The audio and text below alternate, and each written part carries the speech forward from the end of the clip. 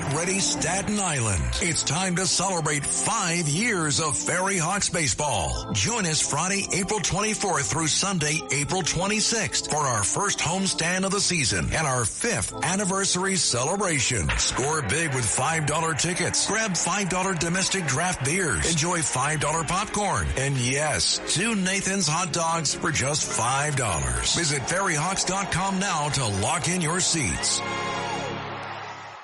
Hey, do me a favor. That skirmish in Brooklyn, not a skirmish, it was an arrest. Hit it, please, if you don't mind. All right.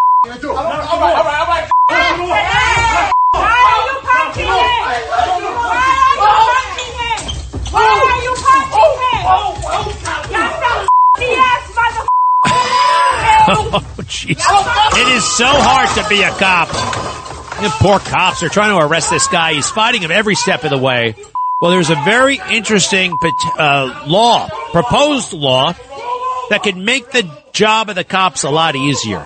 Giving them some space. You ever hear that expression? Give me some space? How about give the guy a break? Scott E. Munro is the president of the Detectives Endowment Association with the New York City Police Department. All-around great guy, friend of the show.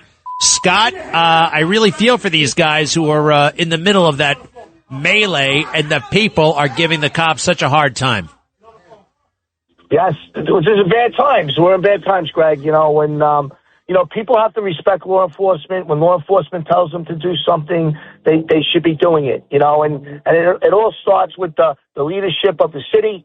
It starts with whether you can get snowballs thrown at you, whether you can flee, whether you can run people down. It basically, that's the bottom line. Cops are assaulted every single day. There's not an assault that goes by. Let me ask you this though. So this law that's floating around Albany, and I think you're a big supporter of it. It would provide a 25-foot buffer around police while they're performing their duties, like executing an arrest or something like that. I see a lot of potential here because I do see cops getting harassed. I do see some complications, though. This might be easier said than done. What's your view of this thing? Yeah, go ahead. So I worked a little bit with it. It's a 25-foot law in Florida. It's called the HALO bill. So what we did was we moved it to 15-foot. So, I want this to pass. I want people to understand why we're doing it, that you would be locked up as a Class A misdemeanor, and basically the union will sue you if you do it, because they're making money on this, out there on the Internet. So basically that's what it is. We have it written in the Assembly and the Senate. We have bills, and we're rolling it out tomorrow. And I'm calling on the governor through New York State to accept this bill and sign this bill. And moving forward for all law enforcement, whether you're a state trooper, whether you are a fireman, anybody in any type of law enforcement, we added the firemen to the list too. No one should be doxxed, harassed, when they're doing their job. We have people coming from corrections. We have people coming from all over, sheriffs, rangers, park rangers through New York State. And we're going to show that we have about 500,000 votes between actives, retirees, and families. And these elections coming up in November, that we're going to make a difference in these elections, whether they're local or for the governor. No, totally. Listen, though, let me, all right. When a cop is arresting somebody or just standing there, I notice these obnoxious people, they walk right up to the cops. They post the video online, and they'll say, "What's your badge number?" In fact, that arrest in Brooklyn, they kept on saying, "What's your badge number?" And the cops gave him the badge number. Do the cops have to do that? Is that a requirement now? Yes. Not only that, the city council passed a bill that they're supposed to hand them a business card on top of that. No other police agency does this, only in New York City. And the bottom line is, as they have in other situations where a police officer is in uniform, their name's on there and their shield number's there. And now you got to hand them a business card through the city council rules. So the bottom line is no other police in New York State has that except for New York City. And that's what's happening. They are Googling people's names. They go into their homes. They're harassing police officers off duty, on duty, putting their public record out there that, what's happening on the job, whether they were guilty or not. Let me ask you let me get back to the thing. They got to give their badge number. can't they just say, look at it yourself? I mean, like, what would happen if a cop is being videoed and they say, what's your badge number? And the cop didn't, look, the cop needs to be the one asking the question. What? They would get a CCRB, Civilian Complaint Review Board. They go down there, waste time and money there, and basically get a complaint. Well, I think that when that question is asked and they answer it, their authority has been diminished.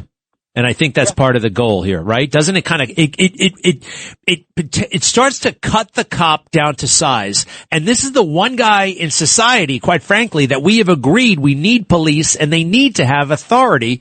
And the first thing that they try to do is undermine that police officer's authority.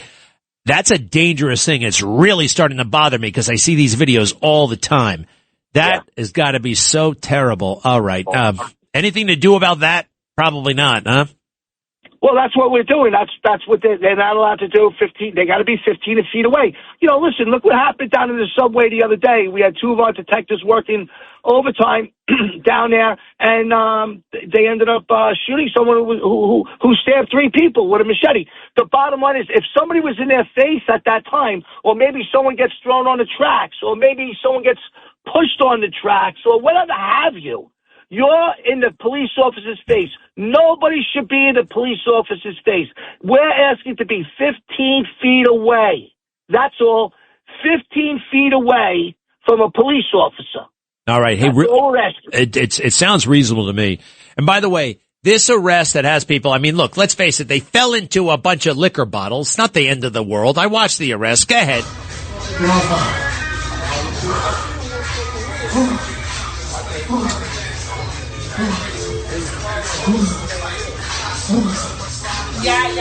Poor guy's out of breath.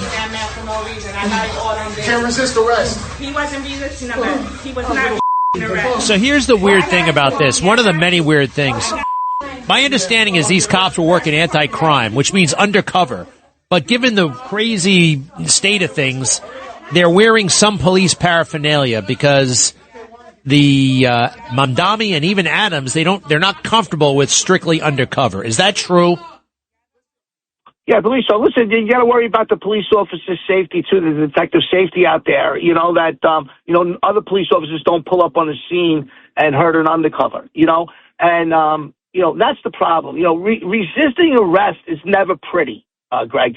And if people would just comply, it would all get worked out, and we would move forward there. But no police officer wants to come to work. No detective wants to come to work and hurt somebody or try to fight somebody or resist with somebody. It's not right. They took an oath to protect the people of the city of New York, the communities they live in too. So they're here to do a job, and you have to respect policing. And every now and then, by the way, like even in the best of circumstances, mistakes are going to be made. Descriptions, that kind of thing.